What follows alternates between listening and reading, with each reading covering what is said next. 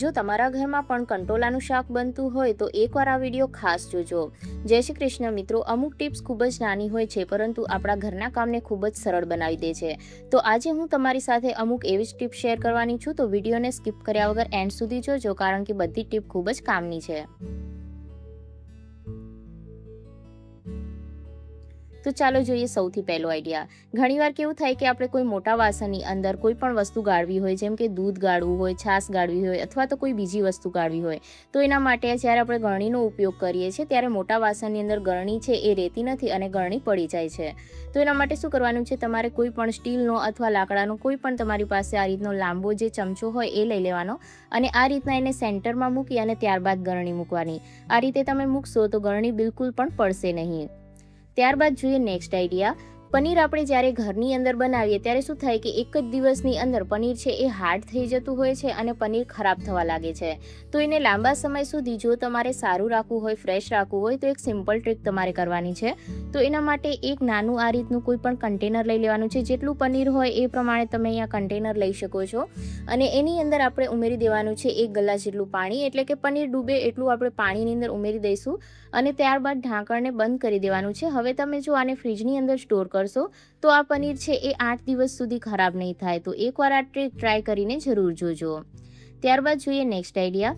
જે બટર છે એ દરેકના ઘરમાં યુઝ થતું હોય છે, પરંતુ અમુક લોકોના ઘરમાં વધારે યુઝ થતું હોય તો બટરનું એ મોટું પેક લાવતા હોય છે, પરંતુ જે લોકોના ઘરમાં ઓછું યુઝ થતું હોય એ લોકો આ રીતનું નાનું પેક લાવતા હોય છે। હવે જે એની સાથે આપણને બોક્સ મળે છે એ ઘણી વખત ફાટી જાય અથવા તૂટી જાય, તો જો આપણે ડાયરેક્ટ આ રીતના બટરને ફ્રીજની અંદર મૂકી દઈએ તો બટર છે એ જલ્દી ખરાબ થઈ જાય છે। તો એના માટે તમારે શું કરવાનું છે કે ઘણી વખત આપણે આ રીતના આઈસ્ક્રીમ લાવતા હોઈએ તો આઈસ્ક્રીમનું આ રીતનું આપણા પાસે કન્ટેનર પડ્યું હોય છે, આને તમે યુઝ કરી શકો છો બટર બોક્સ તરીકે। તો તમે આ રીતના ડાયરેક્ટ બટરને એની અંદર મૂકી શકો છો, અથવા તો જો તમારે આ રીતના પીસ કરવા હોય તો તમે આ રીતના પીસ કરીને પણ મૂકી શકો છો। આનાથી શું થાય કે જ્યારે પણ તમને બટરની જરૂર હોય તો તમે આસાનીથી એક ક્યુબ્સ અંદરથી કાઢી શકો છો। તો નાના કે મોટા તમે તમારા હિસાબે આ રીતના કટકા કરી શકો છો। તો આ રીતનું જો તમારી પાસે કોઈ પણ કન્ટેનર પડ્યું હોય અથવા તો કોઈ આઈસ્ક્રીમનું બોક્સ પડ્યું હોય તો તમે એનો યુઝ કરી શકો છો બટર બોક્સ તરીકે, જેનાથી શું થાય કે બટર આપણું જલ્દીથી ખરાબ નથી થતું। તો અહીંયા તમે જોઈ શકો છો કે મેં એના ઉપર જે બટર પેપર આપેલું હતું એ એમ જ રહેવા દીધું છે, જેથી જે કન્ટેનર છે એ ખરાબ ના થાય અને આ રીતના આપણે ઢાંકી અને એને ફ્રીજની અંદર મૂકી દેવાનું છે। આ બટર હવે બિલકુલ પણ ખરાબ નહીં થાય અને આપણને કાઢવામાં પણ આસાની રહેશે। જ્યારે પણ આપણે ઘરની અંદર કેલા લઈને આવીએ ત્યારે 1 થી 2 દિવસની અંદર એકદમ કેલા કાળા પડી જાય છે અને ખરાબ થઈ જાય છે। ફ્રીજની અંદર રાખીએ અથવા તો બહાર રાખીએ, કોઈ પણ જગ્યાએ આપણે રાખીએ, કેલા થોડા જ દિવસની અંદર કાળા થવા લાગે છે।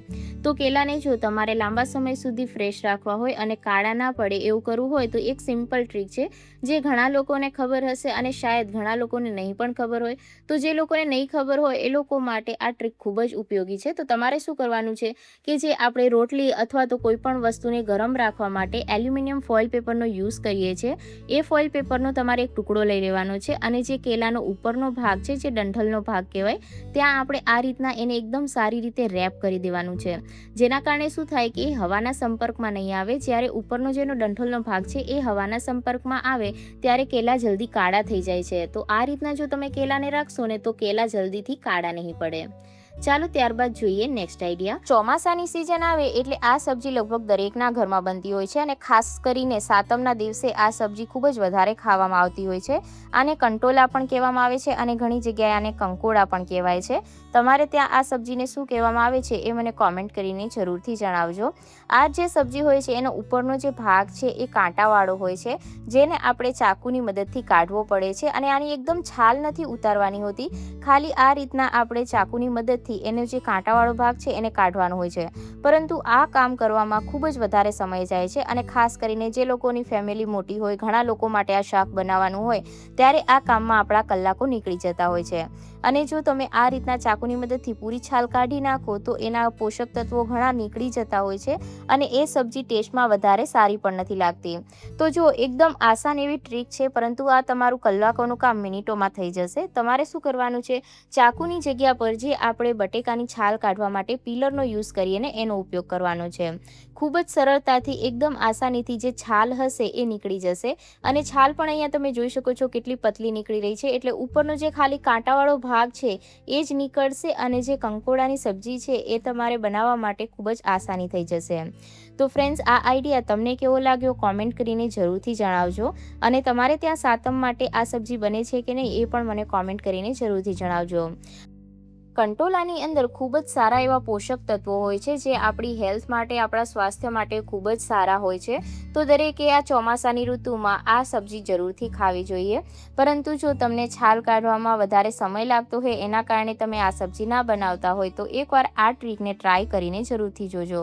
અહીંયા હું તમને બતાવવા માટે ફક્ત ધીમેથી કરી રહી છું, બાકી આ રીતના તમે ફટાફટ આની છાલ છે એ કાઢી શકો છો. તો આશા કરું છું મિત્રો કે આજની આ ટ્રીક પણ તમને ખૂબ જ ગમી હશે. ત્યારબાદ જોઈએ નેક્સ્ટ આઈડિયા. જ્યારે પણ આપણે કોઈ વસ્તુ તળવી હોય, જેમ કે આપણે કોઈ લાડવા બનાવવા હોય એના માટે મુઠિયા તળવા હોય કે પછી કોઈ બીજી વસ્તુ તળવી હોય, ત્યારે આપણે કડાઈનો ઉપયોગ કરતા હોઈએ છીએ. પરંતુ એના લીધે શું થાય કે એક તો કડાઈની અંદર તેલ ખૂબ જ વધારે પ્રમાણમાં જોવે છે. બીજી વસ્તુ કે જ્યારે આપણે વધારે પ્રમાણમાં તેલ લઈ અને એની અંદર કોઈ પણ વસ્તુ જેમ કે ગોટા છે અથવા તો કોઈ બીજી વસ્તુ તળીએ તો તેલ આપણું થોડું ખરાબ પણ થઈ જાય છે અને તેલ થોડું કાળું પણ પડી જાય છે. એ તેલને આપણે બીજી વાર જ્યારે રીયુઝ કરવી હોય તો ઘણી વખત એની અંદરથી સ્મેલ આવતી હોય છે. તો જો એવું ના કરવું હોય તો એના માટે તમે આ રીતના ફ્રાય પેનનો યુઝ કરી શકો છો, જે આ રીતના જેનું બોટમ છે એકદમ ફ્લેટ હોય. આ રીતના ફ્રાય પેનને જો તમે તળવા માટે યુઝ કરશો તો ઓછા તેલની અંદર કોઈ પણ વસ્તુને તમે આસાનીથી તળી શકો છો અને જે તેલ છે એ પણ વધારે ખરાબ નહીં થાય. તો મિત્રો, આશા રાખું છું કે આજનો આ વિડીયો તમને ખૂબ જ પસંદ આવ્યો હશે અને આમાંથી કઈ ટીપ એવી હતી કે જે તમે પણ તમારા ઘરની અંદર ફોલો કરો છો એ મને કોમેન્ટ કરીને જરૂરથી જણાવજો. અને જો તમે ચેનલ પર પહેલીવાર આવ્યા હોય તો ચેનલને જરૂરથી સબસ્ક્રાઈબ કરી દેજો. તેમજ આ વિડીયોને તમારા ફ્રેન્ડ્સ અને ફેમિલી મેમ્બર સાથે શેર કરવાનું ભૂલતા નહીં.